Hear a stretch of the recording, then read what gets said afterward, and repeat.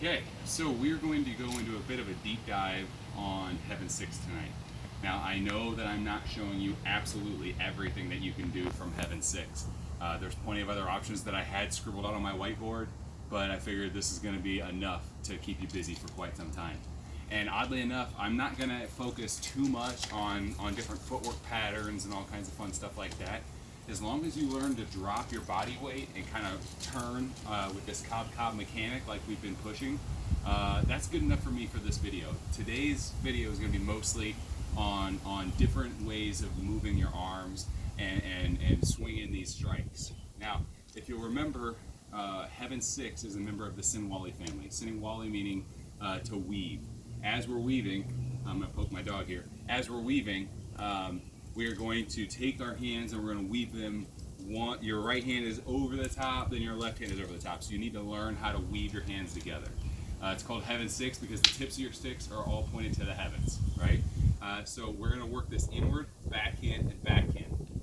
Inward, backhand, and backhand motion, right? This is all we're going to cover for the rest of the night, but we're going to cover that in a few different ways. So the first sort of variant that I'd like to give you is once you understand this pattern, and if you don't understand this pattern, please just go back and watch another video to where we have covered Heaven 6 in more detail on just getting this initial flow.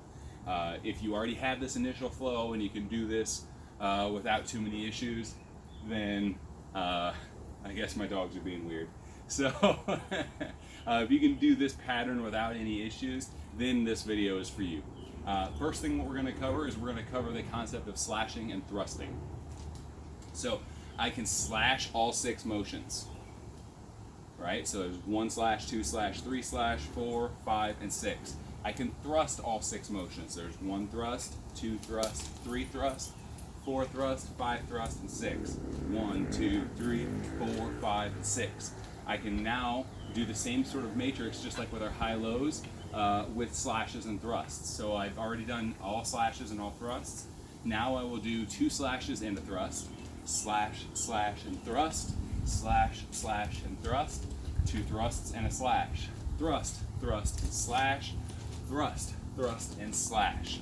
The next one we'll do is slash, thrust, slash. So slash, thrust, slash, slash, thrust, and slash. Then thrust, slash, and thrust. Thrust, slash, thrust. Thrust, slash, and thrust. The next one we'll do is 1 slash and 2 thrusts. Slash, thrust, and thrust. And slash, thrust, and thrust. And then thrust, slash, and slash. Thrust, slash, slash, thrust, slash, and slash. So with that sort of matrix of strikes, you can do the slashes and the thrusts. You can also expand this even further and work half of one and half of the other. So I could do slash, slash, thrust, followed by a thrust, thrust, thrust. We've worked that formula pretty hard with the elevation changes and the fact that you can vary both sides of the pattern. Now we're going to vary both sides of the striking, just like so. So that is one way of varying your Heaven 6. Another way you could vary your Heaven 6 is with the angle of your cut. Generally we do Heaven 6 as a diagonal down cut, diagonal down cut, diagonal down cut, down, down, down.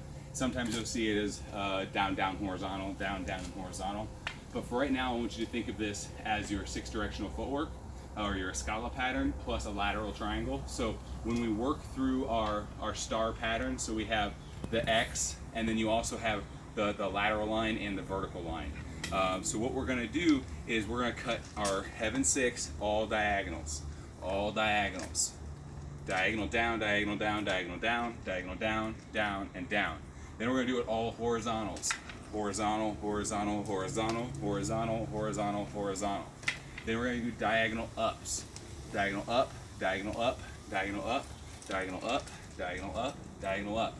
I find that one very fun, but it actually took me a while to get it. It's a lot of fun, but it is fairly challenging at first. So diagonal ups. This one is still very challenging, and this one is the vertical line. So I found that by moving your body, moving your feet, it makes this a lot easier, but without doing that, it's near impossible. Wow, that's That's pretty sweet, isn't it? So I'm not editing that out either. So I'm sure that I will hear something from one of my 3 viewers. So, all right. So when we do our vertical line, can't take her anywhere. We have a vertical line of attack, we have a vertical line of attack, and then we have a vertical line of attack. But what happens is when you do your pattern, instead of it all being on one side, which would be an inward backhand and inward pattern, when you do your vertical inward, it needs to be over here, followed by your backhand vertical strike, followed by your last backhand strike. So this is a vertical strike, straight down the center line on the inward side, backhand straight down the center line, and backhand. Inward, backhand, and backhand, inward, backhand, and backhand, inward, backhand, and backhand, inward, backhand, and backhand. Doing this stationary feels a lot more awkward than it does when you actually move your body with this one. I'm not going to dictate how to move your body because that's essentially up to you. Once you understand how your body moves and how this pattern works, you find what you like. So we have ran through the Heaven 6 pattern with slashes and thrusts and in the matrix of combinations therein. We've ran it in sort of in a Scala style pattern as far as running through the angles of a Heaven 6. And now we're going to run through something that I got a chance to teach the MKG International class this week, and I was really excited to do so. This is one that I really enjoy doing, and I've done it a fair amount just because I enjoy it so much, so I hope you do as well. We're going to start with just our Heaven 6 pattern, right? So as you're working Heaven 6 pattern, right now I'm working this in a double Heaven grip, right? Both of my sticks are up high. What I'm going to eventually do is I can just slide down into this position here, which would be a Heaven grip and an Earth grip. I can do a double Earth grip, or I can swing it back up into a Heaven and an Earth grip.